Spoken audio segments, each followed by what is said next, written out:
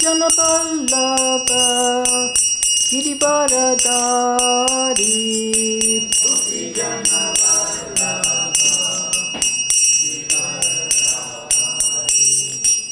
Gopi Janapallava Girivaradari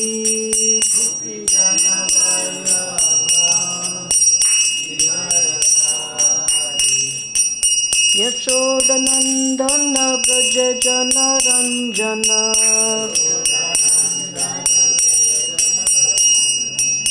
Yashodanandana Braja Jana Ranjana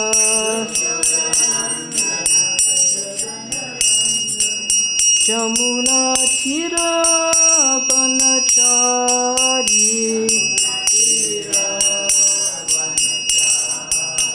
Jamuna Tira Banachari Jaya Radha Madhava Kunja Bihari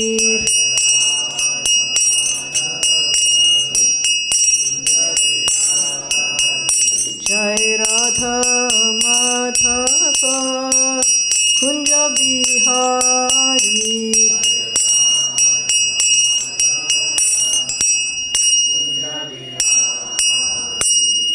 Jaya Vishnupad Paramahansa Paribrajacharya Sutara Satashi Shrimad A.C. Bhaktivedanta Swami Srila Prabhupada Ki Jai Ananta Koti Vaishnavrinda Ki Jai Namacharya Srila Haridas Thakur Ki Jai Prem Sikaho Shri Krishna Chaitanya Prabhu Nityananda Shri Advaita Gadadhar Shivas Arigor Bhaktarinda Ki Jai Shri Shri Radha Krishna Gopa Gopinatha Shamakunda Radha Kundi Giri Govardhan Ki Jai Shri Vrindavan Dham Ki Jai Mayapur Dham Ki Jai Jagannath Puri Ki Jai Bhakti Devi Ki Jai Tulsi Maharani Ki Jai Ganga Mai Ki Jai Jamuna Mai Ki Jai Samaveda Bhaktavinda Ki Jai. All glories to the assembled devotees. All glories to the assembled devotees. All glories to the assembled devotees. All glories to Shri Shri Guru and Gauranga. All glories to Srila Prabhupada.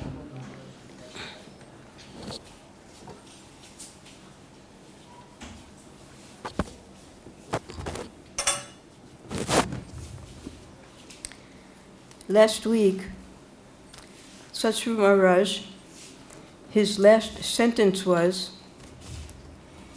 they had built these great buildings.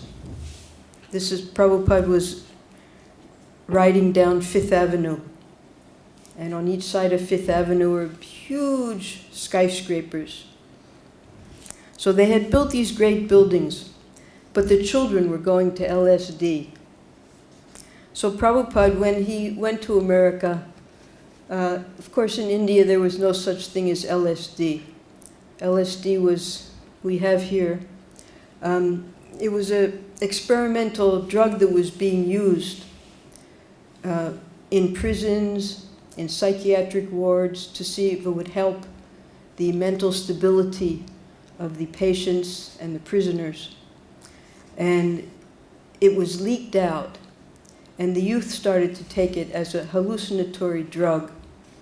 So we're now on December of 1965, and there were no entries in Prabhupada's diary at that time for the month. He was very busy.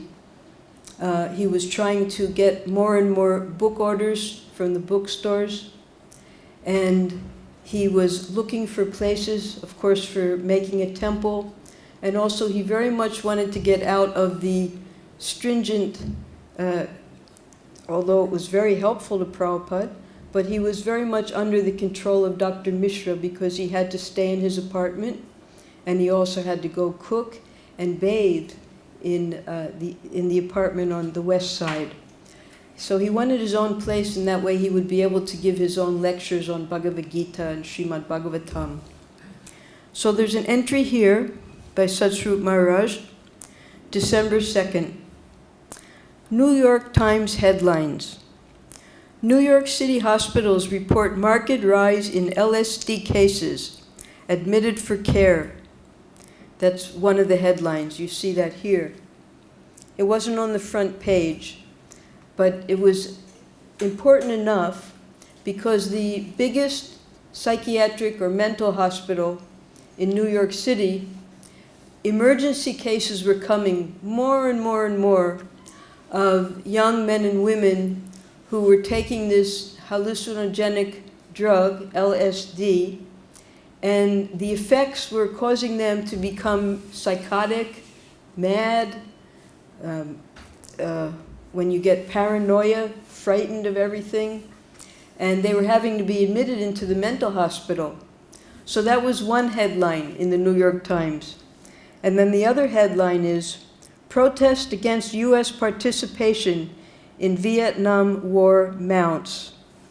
So these were the main social issues at the time when Prabhupada was in America. The youth was going to rot. Rot meaning they were from good families, there was wealth, good educations, all over America after the Second World War, because now this is 1965. During the World War in America from, let's say, 1940 till 1945, the men all had to go into the army to fight. And the women were working in the factories to make ammunitions. There were very few children being born at that time because it was wartime all over the world. As soon as the war ended, 1945, there was what was called the baby boom. And so many babies were born in America. And America was so affluent. So you take 45, 55, now it's 65. So we were all called baby boomers because we were all born at this time when there was so much economic affluence in America, having won the war. And now all the men came back from the war and all these babies were being born all over America. They had to set up schools, first-class schools. And all these baby boomers were getting the best education. There was food, there was happiness, so-called prosperity. In America, it's pursuit of happiness. Everyone's looking to become happy. No one's happy, but they have the right and the freedom to look for happiness. So now these baby boomers, ourselves, Prabhupada's disciples, they were all in their 20s, or no one was more than, to be 30 years, you were old in those days. So most of the followers were in their 20s.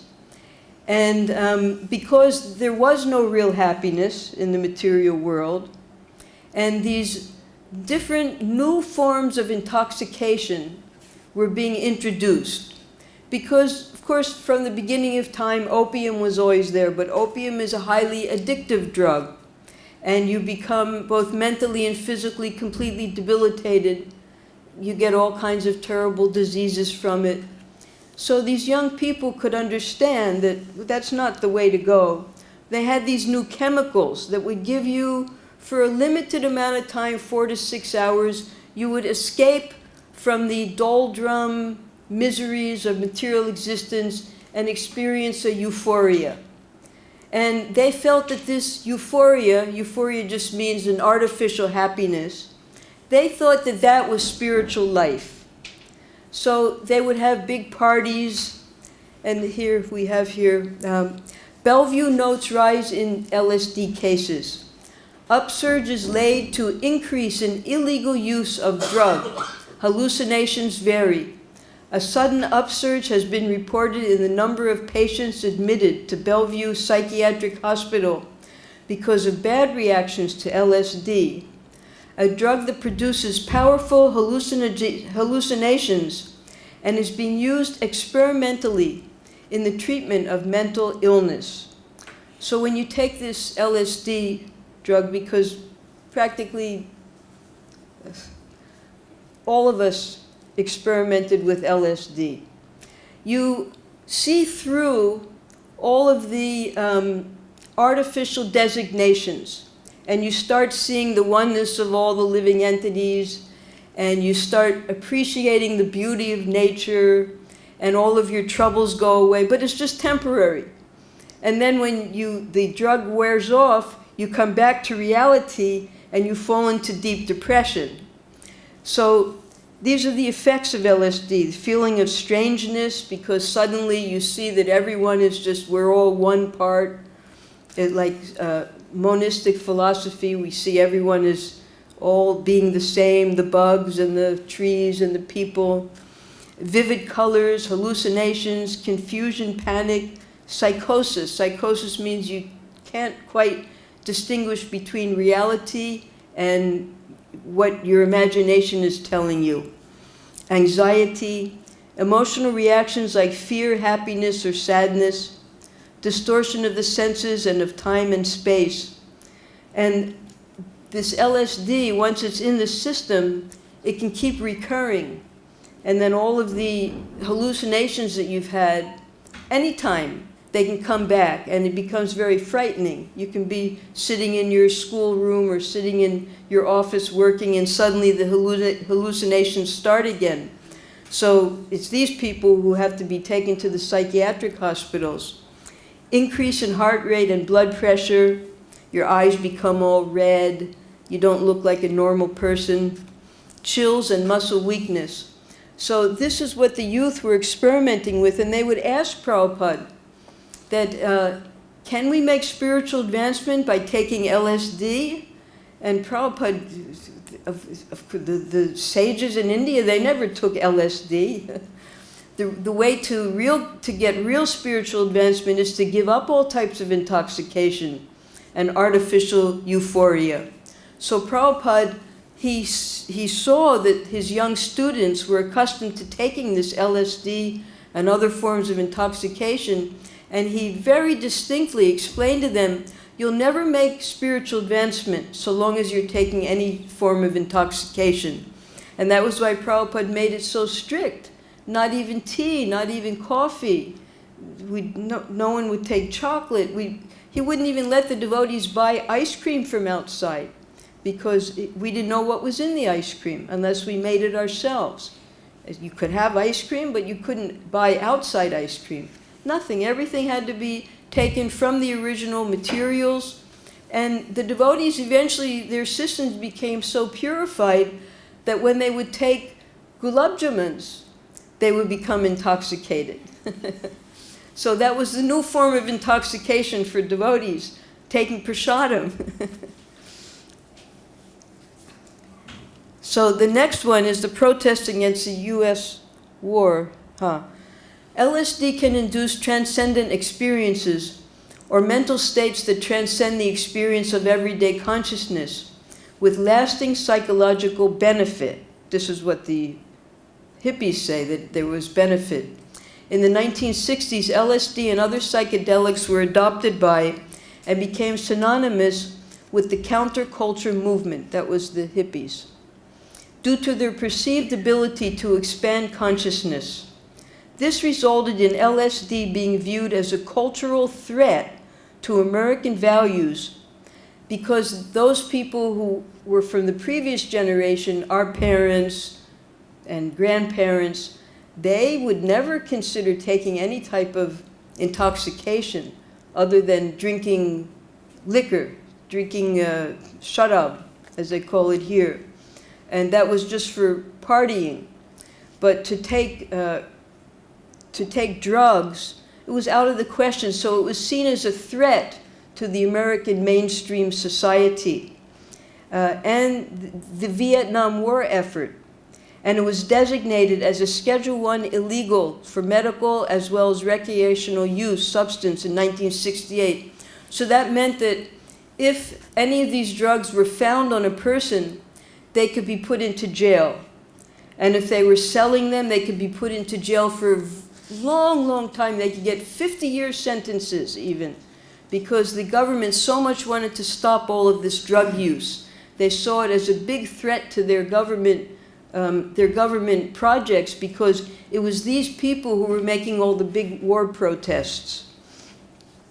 Effects typically include intensified thoughts, emotions, sensory perception. At sufficiently high doses, LSD manifests primarily mental, visual, and auditory. That means you start hearing things, hallucinations. So the young people, especially in New York and San Francisco, the two poles of where the hippies were, they would have these big drug parties, LSD parties. Just everyone, it would just be a little piece of paper with one drop of chemical on it. You put it on your tongue, everybody puts it on their tongue at the same time, and then they're in a whole other world for another 4 to 6 hours. And then if the police come, they all get picked up and put into jail or psychiatric wards together. So that was the so-called enjoyment in those days until Srila Prabhupada came along. Now these were the huge protests that were going on, not only by LSD drugged hippies. So many people, you can see here on this graph, it goes from, you see this big hike here. That big hike in how many soldiers they sent to Vietnam was 1964. And we're talking about 1965 now. So in 1964, they were grabbing up all the youth of America, putting them on warships and on planes, and sending them to Vietnam to fight in a war that they didn't want to fight this war. The poor people in Vietnam, they were trying to become free from the colony of France, just as India was trying to become free from the British, because the British were taking everything out of India. So the Vietnamese, they wanted to become free from the French. And somehow or other, America being allies to France, they sent all their military power over there to stop the people to get freedom from the French, as a French colony. And this one is right in front of the United Nations. Hundreds of thousands of people coming to protest the war. And then these two are in Washington, D.C. That's the capital, like Delhi, the capital of America. I also took part in these from all over the country. We would come to take part in these protests, that we don't want the young men to go and fight a useless war, and they simply get killed for no purpose in the name of so-called American freedom. The war had nothing to do with America. So these two things went together, or the government suspected that they did. The taking of drugs and the protest against what the government was doing. So they were trying to suppress both things at the same time. What finally happened, by Krishna's mercy, when Prabhupada finally made, in 1966, the International Society for Krishna Consciousness, and it got registered as a religious society in America, in New York City, then those who became students in ISKCON, they were able to not have to go into the army because they were students. So this was a very great thing for the devotees, because the young men then didn't have to go into the army. So this Vietnam overview, it was the longest war in U.S. history. More than 58,000 people were killed, the Americans, what to speak of all the Vietnamese.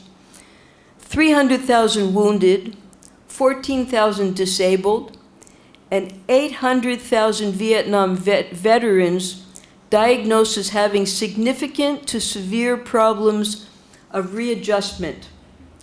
Now, this readjustment meant they were forced to go to a foreign country, and they saw so much bloodshed and violence there, and forced to take part in a war that they had no interest in killing other people, innocent people.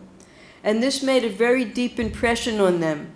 So when they came back to America, they couldn't function anymore psychologically. And so many of them had been wounded as well. So this had a terrible effect on the American people, this war. And that's why all of these protests were going on. And finally, you see here, it took until 1972 when they stopped sending the soldiers. So there was a huge surge during those years when Prabhupada had first started his preaching.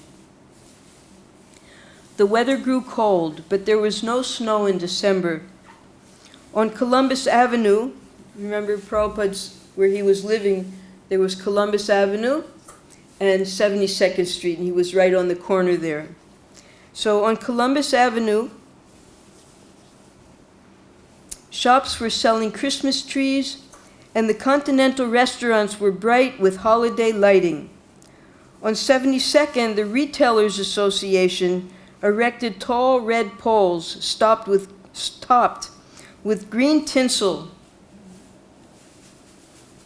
This is America, Christmas time, like our Diwali here. But Diwali has some religious, we're all welcoming Lord Ram back to Ayodhya, and we're happy that goodness has overcome evil. There's some spiritual significance to it. So in America, Christmas, although it's not the real birth date of Jesus, they assigned it to December 25th just to make it easier commercially, so that everyone knows that that's when you give your gifts. So the whole country, we have one, in America there's one holiday called Thanksgiving. Thanksgiving is the end of the harvest, when there's a lot of abundance, and they celebrate it in a terrible way. Everyone cooks a turkey. A turkey is a big bird, and they eat the turkey. So from the day after this Thanksgiving celebration of the harvest, it's always on the last Thursday of November. The next day is called Black Friday.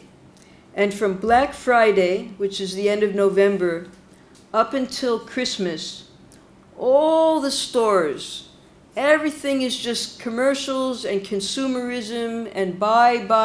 You have to get gifts for your family, for your office workers, for your teachers. And the whole country goes into high drive purchasing. And they light up the whole cities, and they make Santa Claus everywhere and snowmen, and any way they can, just to scintillate the senses, to make people think that they're so happy, it's holiday season, and now's the time to give gifts and to be generous and like that. So this is American consumerism in the name of the birth of Lord Jesus Christ. The tops of the trees on both sides of the street sprouted tinsel garlands that spanned the street and joined in red tinsel stars, surrounded by colored lights. So this is the way they decorate all over, especially in New York City. Although Srila Prabhupada did no Christmas shopping, he visited many bookstores. Now, in America, they were all celebrating Christmas. That's in the Christian countries, especially in America.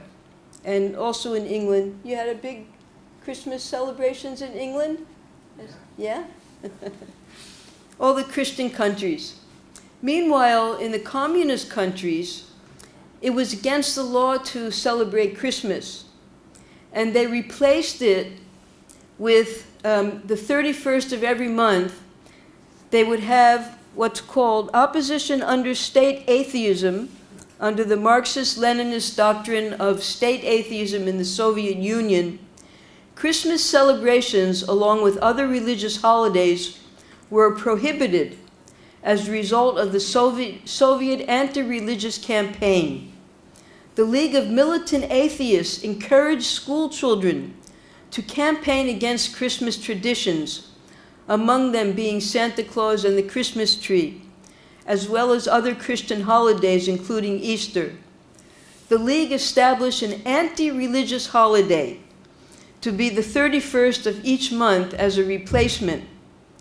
In China, a statement stating that people caught selling Christmas trees, wreaths means malas, garlands, stockings or Santa Claus figures in the city would be punished. So as much as the capitalists were trying to increase the so-called happiness of Christmas time, that was the capitalists, The communists, which also was a good 50% of the world at that time, they were repressing this and having big anti-religious protests and creating what they called anti-religious holidays in exchange for the Christmas holidays, so that they could celebrate anti-religion instead of the religious holidays. This is how the world was going in these days, the Cold War.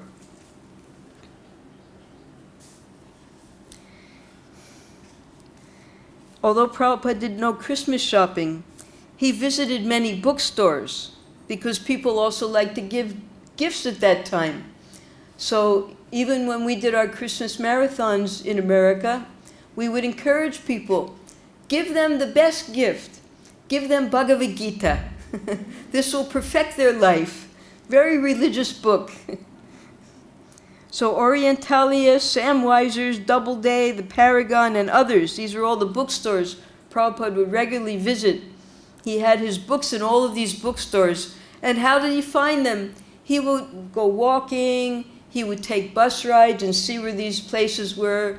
There were the yellow pages, the telephone directory. And they were taking Prabhupada's books and selling them. Every week he would go and pick up whatever money was received from the sales. Especially this one place, the Paragon, because that was specifically begun for Asian books, all types of Asian classic and art books, trying to sell his Srimad Bhagavatams. Mrs. Ferber, the wife of the Paragon Book Gallery proprietor, considered Prabhupada a pleasant and extremely polite small gentleman. The first time he called, she wasn't interested in his books, but he tried again, and she took several volumes. You remember that when Prabhupada left Butler, he wrote to Gopal Agarwal, send 25 sets to Paragon. So this is at Paragon bookstore. And then he wrote again, send another 25 sets, because Prabhupada had brought 200 sets with him. And they were all being kept in Butler, Pennsylvania. Prabhupada used to stop by about once a week, and since his books were selling regularly, he would collect. Sometimes when he needed copies to sell personally, he would come by and pick them up from Mrs. Ferber. And sometimes he would phone to ask her how his books were selling.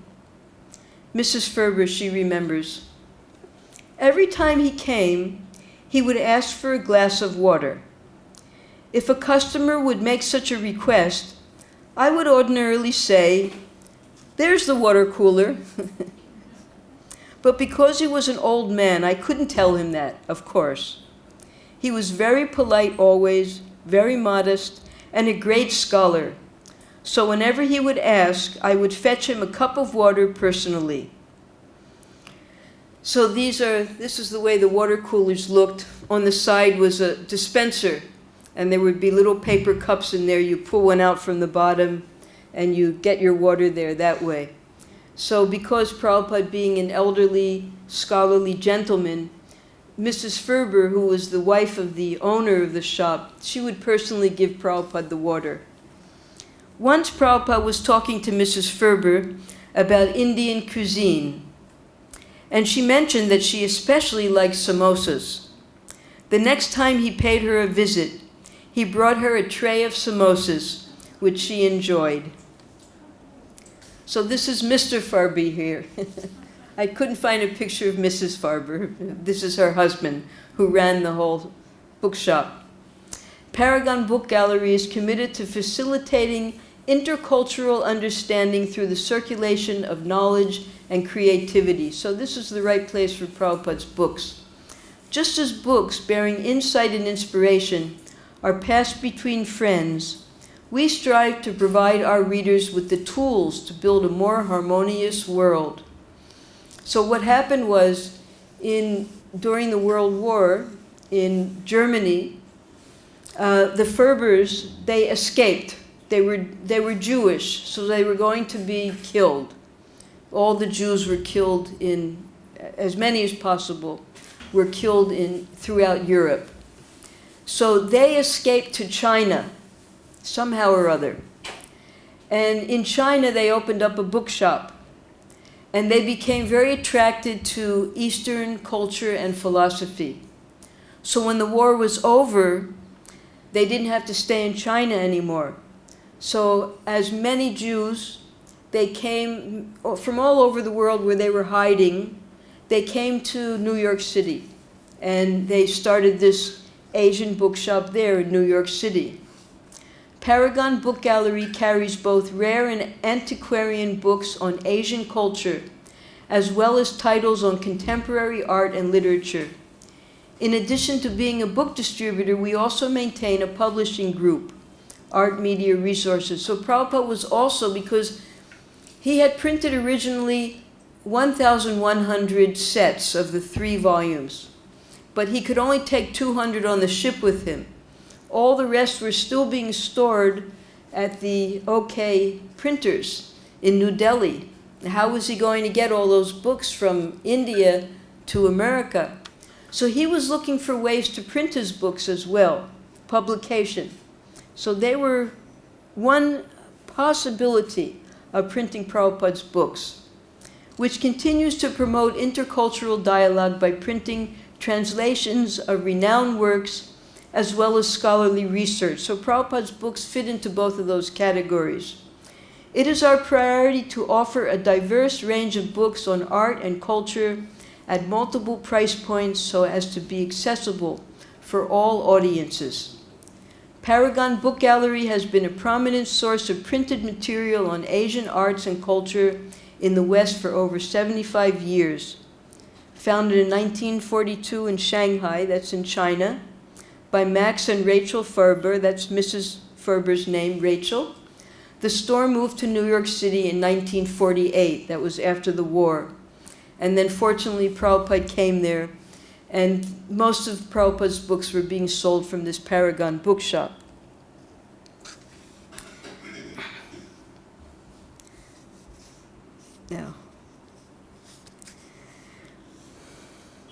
Now we're going on to another section here. We had heard about Harvey Cohen. So Harvey Cohen came often to Prabhupada's, where Prabhupada was staying. He was still in the back room without any windows of the yoga studio of Dr. Mishra's yoga classroom.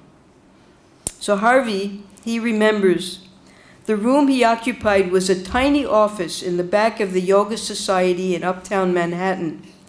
I began to go there regularly, and we sat facing each other on the floor in this little office with his typewriter and a new tape recorder on top of 2 suitcases. Prabhupada had decided to get a tape recorder so that he could start taping his kirtans and his lectures. And there was a box of books he had brought from India and a color reproduction of dancing figures which he looked at often. That was the Panchatattva. I told Swami Bhaktivedanta that I was an artist, and he asked me to please paint the picture of the dancers, which he explained was of Lord Chaitanya and his disciples. The painting was called Sankirtan.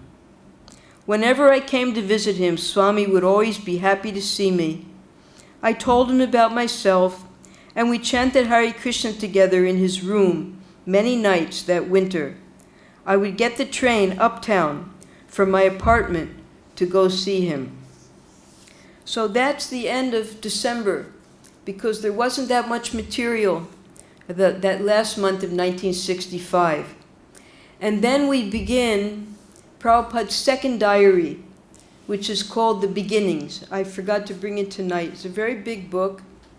And that book, The Beginnings, Satsvarup Maharaj did not know that it existed when he wrote this volume of the Prabhupada Lilamrita. It was only many years later, because Prabhupada had given it to our GBC in New York in 1972, Bali Mardan. 1972, this Prabhupada Lilamrita, Satsvarup Maharaj, he was writing this volume 2. He wrote that first from 1978 to 1981. So Bali Mardan had kept that locked up in the temple safe. And he didn't give it to Satsrup Maharaj until after this book was written. And in there, almost every day, from January 19th onwards, Prabhupada gives entries about what he did each day, how much money he spent, which letters he received, and which letters he answered, and what type of kirtans and classes he was giving, because he was still going to churches in New York City and giving lectures there. So from January onwards, we're going to get a lot more information about Prabhupada and what he was doing to establish Krishna consciousness. So on January 11th, 1966, this letter, or we'll go ahead to January 11th here. You remember that when Prabhupada was in India, he presented his Srimad Bhagavatam copies to the Prime Minister, Lal Bahadur Shastri. Lal Bahadur Shastri, he wrote a very nice recommendation and appreciation for Srila Prabhupada's books, and from that Prabhupada's books were put into the educational department of the ministry there. All of a sudden, this is 1966, I think it was January 11th, 1966. Prime Minister Lal Bahadur Shastri died of a heart attack while visiting Russia. Well, that one little sentence, he was visiting Tashkent in Uzbekistan. And that was, at that time, was still a part of the Soviet Union. It had not attained liberation yet from the USSR. And the reason he went there was to sign a peace treaty with Pakistan. And that war was very important because it polarized the two big blocs. India was being supported by Russia, and unfortunately, Pakistan was being supported by America. So in those days, America and India did not have a good political relationship. They were very close with Russia. So when the Prime Minister went to Tashkent to make this peace treaty with Pakistan, the day after the treaty was signed, he very mysteriously died, although he had no medical condition before that. So there were three suspects. It could have either been Russia, Indian politicians, or America. And it was never quite decided who was it who caused the death of Lal Bahadur Shastri. And this was a great disappointment for Srila Prabhupada. And we'll read about that now. Because Prabhupada writes in a letter here, you remember that beautiful building that Prabhupada was trying to get as the temple.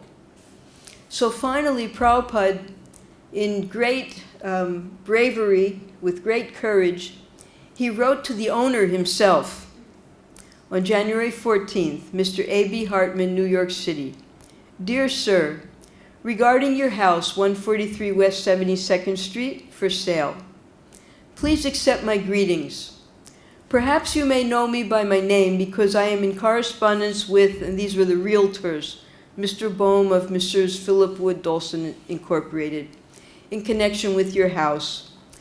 As I do not know your office address, so I contacted by phone his wife, Mrs. Hartman, and she was very kind to talk with me.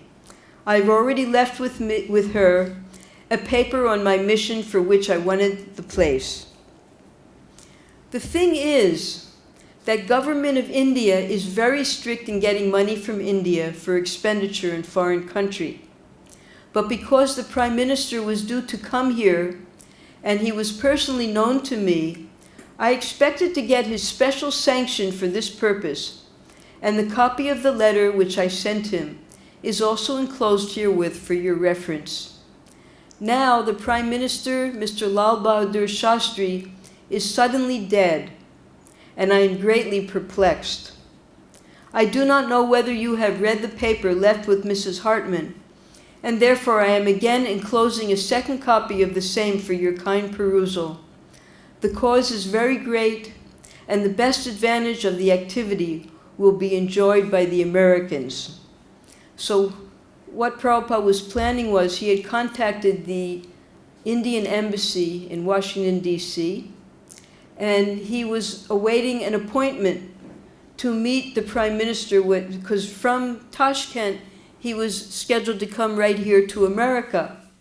And Prabhupada had an appointment to meet him to get this sanction for the money. And then all of a sudden he's dead. So again, Prabhupada's endeavors were completely crushed to get any money out of India. This is the picture when Prabhupada presented his Srimad Bhagavatam to Lal Bahadur Shastri. This is just something about his life. He was a great supporter of what he's best known for, Jai Kishan. What's this? Jai Jawan, Jai Kishan. Jai Jawan, Jai Kishan. So that's Lal Bahadur Shastri. A very wonderful, religious, educated philosopher who appreciated Prabhupada's work very much. But now all of Prabhupada's hopes to get his assistance were crushed because he had died. The Prime Minister had been a personal acquaintance of Srila Prabhupada in India and an admirer of his Srimad Bhagavatam translation. He had been scheduled to visit America, and Prabhupada had expected to obtain a personal sanction from him for the release of funds from India. His untimely death was a great upset in Srila Prabhupada's plans to purchase the building at 143 West 72nd Street.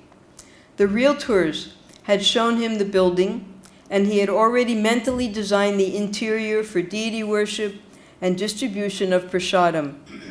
The money was to come from India, and Prime Minister Shastri was to give personal sanction for release of the funds. But suddenly, that was all changed. So now Prabhupada had to find out another way, because Prabhupada was completely convinced there would be no way he would be able to collect the funds that he needed in America merely by his book sales. And he felt that the only way to build this temple was by getting donors, his big donors from India, to get permission from the government to send the money to America. And now Prabhupada saw this just wasn't going to happen because of the death of the Prime Minister. As there is now great difficulty for getting money from India, therefore I am requesting you to allow me the place for use of the International Institution for God Consciousness. This was the first name that Prabhupada gave to his society, at least for some time. The house is lying vacant for so many days, without any use, and I learn it that you are paying the taxes, insurance, and other charges for the house, although you have no income from there. If you, however, allow this place for this public institution, you shall at least save the taxes and other charges, which you are paying now for nothing. If I can start the institution immediately, certainly I shall be able to get sympathy locally, and in that case, I may not be required to get money from India. I am also requesting your honor to become one of the directors of this public institution, because you will give a place to start the institution. Thanking you in anticipation for an early reply. Yours very sincerely. So we see how Prabhupada was really trying his best. And as Satsvarup Maharaj says here in one very small sentence, A.M. Hartman wasn't interested. He was not going to give the building for Prabhupada to use.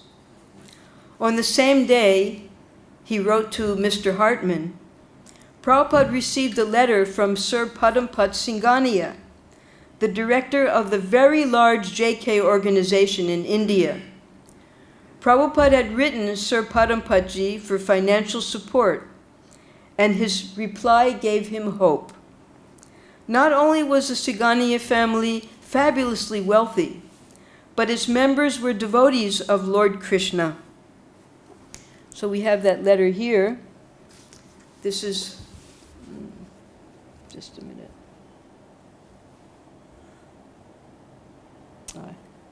Okay, we didn't put the letter here. This is the letter.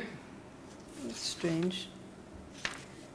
Satsru Maharaj has given the whole letter here in the Lilamrita.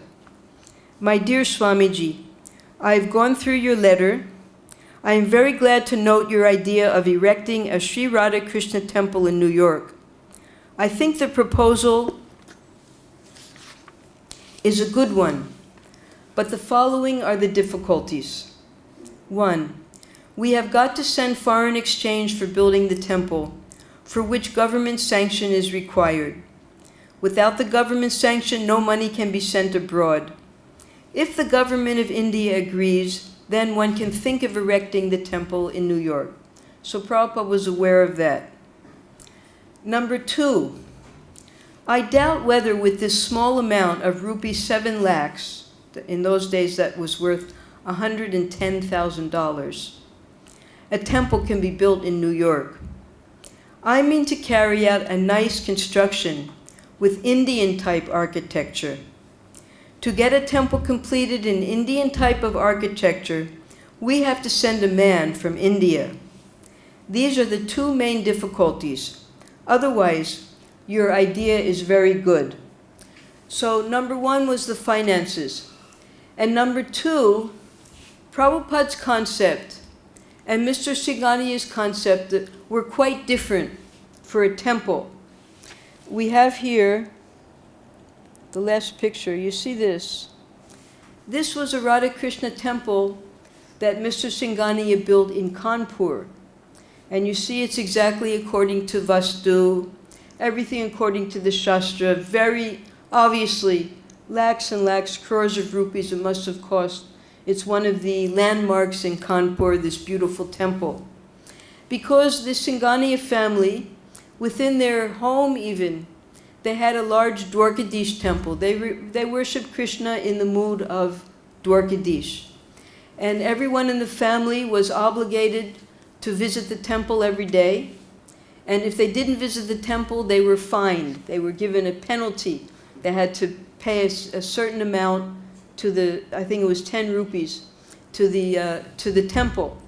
So it was the family tradition that they worship Lord Dwarkadish in great opulence, such as this temple.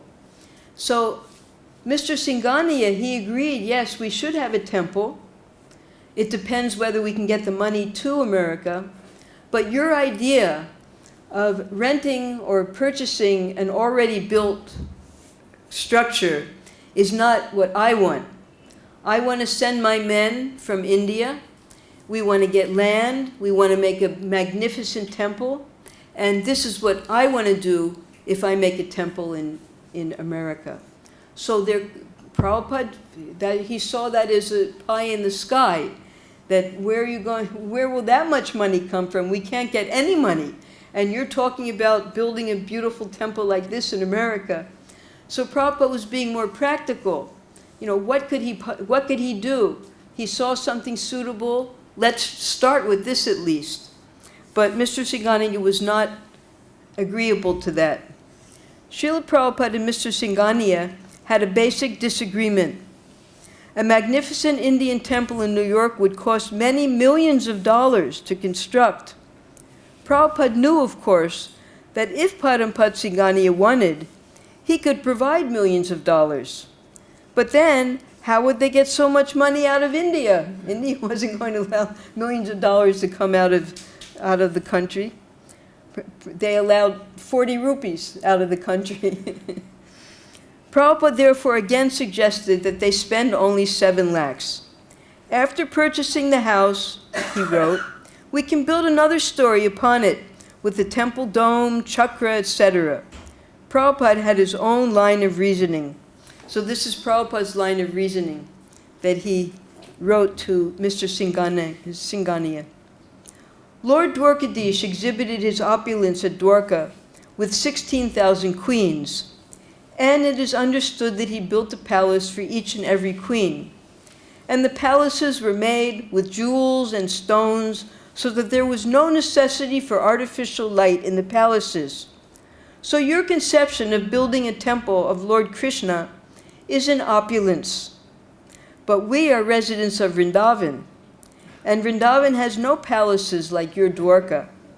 Vrindavan is full of forests and cows on the bank of the Jamuna, and Lord Krishna in his childhood played the part of a cowherd boy without any royal opulence as you people, the inhabitants of Dwarka, are accustomed. So when the Dwarkawalas meet the Vrindavanwalas, there may be a via medium. So Prabhupada was, in his very artistic manner, he was asking Mr. Singania, let's compromise. We'll put a dome and we'll put a chakra on top of the building. But Mr. Singani was not interested, either his way or the highway. With Sir Padampat's Dwarka-like wealth and Srila Prabhupada's Vrindavan-like devotion, Lord Krishna, the Lord of both Vrindavan and Dwarka, could be properly worshipped. That didn't happen, unfortunately. Krishna had a different plan, and Prabhupada was just waiting to see what that plan was going to be. Now this is quite interesting, because Ban Maharaj, he received Prabhupada's letter that we had read earlier, and he wrote back on the 14th of January. And just 6 days later, Prabhupada was able to respond. So somehow or other, the letters were coming very quickly from India to America. Even nowadays, it takes sometimes 2 weeks. But in those days, it only took 6 days. How that happened, we don't know. So this letter, this is January 21st. He received Ban Maharaj's reply. 2 weeks before, Prabhupada had written to his godbrother, the director of the Institute of Oriental Philosophy in Vrindavan, that he had found a place for a temple in New York, and that he wanted to install deities of Radha and Krishna. In his reply, Ban Maharaj quoted price estimates for 14-inch brass deities of Radha Krishna. But he also warned that to begin deity worship would be a heavy responsibility. And now we have Prabhupada's reply to him. I'm going to read to you this letter that Ban Maharaj wrote. You'll see the affection between the two godbrothers, and how Ban Maharaj, because he had already preached in UK, Germany, and also he had gone to America for lectures, because he was a scholar, he sympathized with Prabhupada's sincere endeavor to open a temple and preach for the pleasure of their Guru Maharaj. So he writes, "My dear Swami Maharaj, please accept my dandabats. I am glad to receive your kind letter of January 7, 1966. No previous letter from you was received here.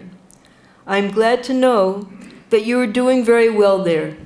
You are at the 72nd Street. Swami Bodhanandaji Maharaj, direct disciple of Swami Vivekananda, started his ashram at the 72nd Street. That we saw that ashram of Vivekananda. And Swami Nikhilanandaji Maharaj has his center at 94th Street. I used to live at 650 West 116th Street, off the Hudson. Your letter takes me back to the memories of my stay in New York." So the place where Ban Maharaj stayed, that was up where Columbia University is, way uptown, quite far from where Prabhupada was. "I am very, very happy to know that you are starting a temple of Sri Sri Radha Krishna in New York, and that you have already found a house for it. I knew that you'd receive grand support there. As regards your desire to install the deities, it is a heavy responsibility to continue the worship in future. Anyway, you must decide for yourself. I had been to the shops for the deities of Sri Radha and Sri Krishna, each 14-inch, and the making will cost you rupees 1,400 for both. The 3 sets of costumes, etc., will cost about rupees 350. The packing and freight charges will be extra. When the orders will be placed for the deities, it will require 2.5 weeks, months, to get them ready. On hearing from you and on receipt of money, orders may be placed for making the 2 deities. So Prabhupada, in his Man proposes and God disposes. Prabhupada had a temple already in his mind purchased. He was already arranging for bringing Radha and Krishna, and he was already thinking in advance how he would create Brahmins here to carry on the worship. Prabhupada had it all planned out. We're just waiting for Krishna's sanction, when Krishna would dispose all of his dreams to bring Krishna consciousness to America. Here in India, the nation is in deep mourning at the unexpected death of the Prime Minister. The next Prime Minister will be elected during the next week. At the Institute, we are having both BA and MA classes. It is hoped the incomplete buildings will be completed by June next. So that's all Ban Maharaj's college there that was being constructed, and they were having BA and MA courses already at that time.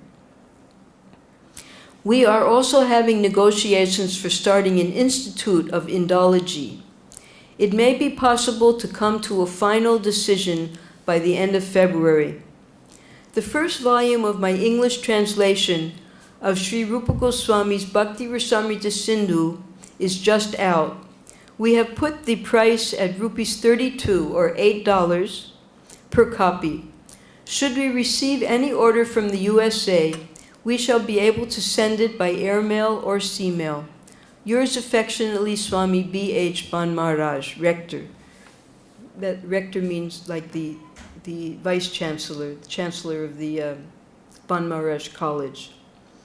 So then Prabhupada responds to this letter. My dear Sripad Ban Maharaj, please accept my humble dandavats. I beg to thank you for your kind letter of the 14th instant. I am very glad to learn that your first part of Bhakti Rasamrita Sindhu is now out, and shall be glad if you send me 1 copy so that I can show to persons who are interested in my Srimad Bhagavatam. I am also glad to learn that you are now thinking of New York on receipt of my letter, and it may be that you have to come here again if there is the Radha Krishna temple as contemplated. The money is there, the deities are there, the house is there, the men are there, but the sanction is not there. Your residence was somewhere near the Columbia University, I think. This is the cover of Ban Maharaj's book. Temple idea is prompted in me because I feel that Srila Prabhupada, meaning Srila Bhaktisiddhanta Saraswati, wanted to open some temples in the foreign countries. Personally, I have no aptitude to open temples. Neither I have done it in India, although there were many great opportunities. But here, I see there is necessity, even from the point of Hindu cultural view. There is not a single Hindu temple here, at least in New York, or all the places so far I have traveled in this country. Regarding management of the temple is concerned, for the present I have called one of my disciples from Delhi. If other persons from our so many camps want to come here, I shall welcome, and I think after the temple is started, some men even from America may be available, as I see there are in the Ramakrishna Mission as well as in so many yoga societies. So Prabhupada was studying how once he established the temple, how he was going to maintain the temple, where the manpower would come from. So I am trying to open a temple here because Srila Prabhupada wanted it. Kindly therefore help me in this direction as far as you can. I'm thankful to you for taking so much trouble in taking the estimate of deities. But before having the deities, there is great stumbling block of exchange difficulty. My money in India is ready, but I must have the exchange by special sanction of the government of India. I was so hopeful to get it because Lal Bahadur Shastri was known to me and he was to visit America. I arranged an interview with him during his visit in America through the embassy here, but his sudden death has put me into great difficulty. As soon as the temple is started, I am sure to get help locally. But to start the temple, I must have Indian money first. Krishna wasn't going to allow that. I am therefore asking your cooperation and help in this connection. I am requesting you to see Dr. Radhakrishnan and get me the sanction for Indian exchange for this cultural mission. So Dr. Radhakrishnan, he was a great educator, philosopher, and scholar, chancellor of BHU University, many different universities throughout India. And he translated as a scholar many of the Shastras, including Bhagavad-Gita. Prabhupada would use his Bhagavad-Gita, only the translations, because his translations were correct, although his purports were the Advaita philosophy. So Prabhupada did not use his purports. And here we have Dr. Radhakrishnan meeting, because Dr. Radhakrishnan, he was the first vice president of India, and in the second election, he was the second president of India. So the president of India is here with the president of America at that time, who was John F. Kennedy. And they were together when Dr. Radhakrishnan came to America. This is not an ordinary temple of worship, but it is an international institution for God consciousness based on the Srimad Bhagavatam. This is standard Indian goodwill mission. Lokasya janato vidvangs chakre satvata samita. That means to do good for all of humanity by establishing temples. The government of India has its own Department of Culture and Goodwill mission, which is utilized for dancing parties to make show in the foreign countries. Here is the real culture, and I'm not asking any money from the government, but I'm simply asking permission to transfer my money here for this great cultural mission of Srila Vyasadeva, the father of Vedic wisdom, which is real Indian culture.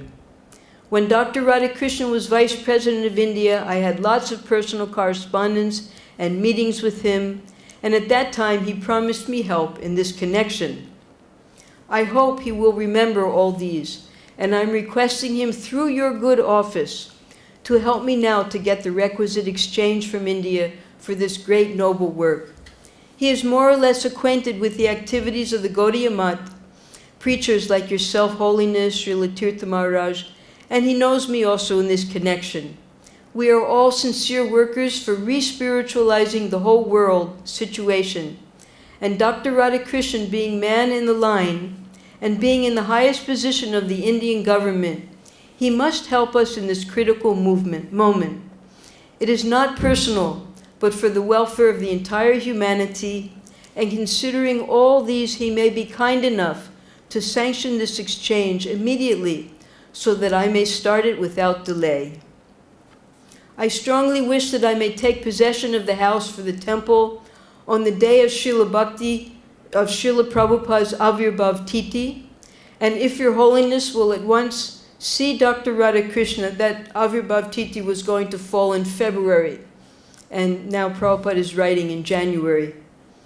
This picture just above Srila Bhaktisiddhanta Saraswati, where that white line is, that's Ban Maharaj. He was a lifetime celibate, and he was the youngest sannyasi of all of Srila Bhaktisiddhanta Saraswati's sannyasis. Born in a Brahmin family, a scholar, and therefore he was commissioned by Bhaktisiddhanta Saraswati to do the foreign preaching, meeting the king and different big celebrities in UK. As I'm out of India, it is not possible to see him personally, and therefore I'm requesting you to see him. Besides that, the matter being concerned directly with service of Srila Prabhupada, both you and I are equally interested, and I hope most sincerely that you will do this act very promptly and seriously. If need be, you can show this letter to Dr. Radhakrishnan in order to convince him and offer him my good wishes and respects for him. Thanking you in anticipation and awaiting your early reply. Yours affectionately. So, time has run out. We're over time. There's much more to describe, and we'll continue next week. Hare Krishna. Jai.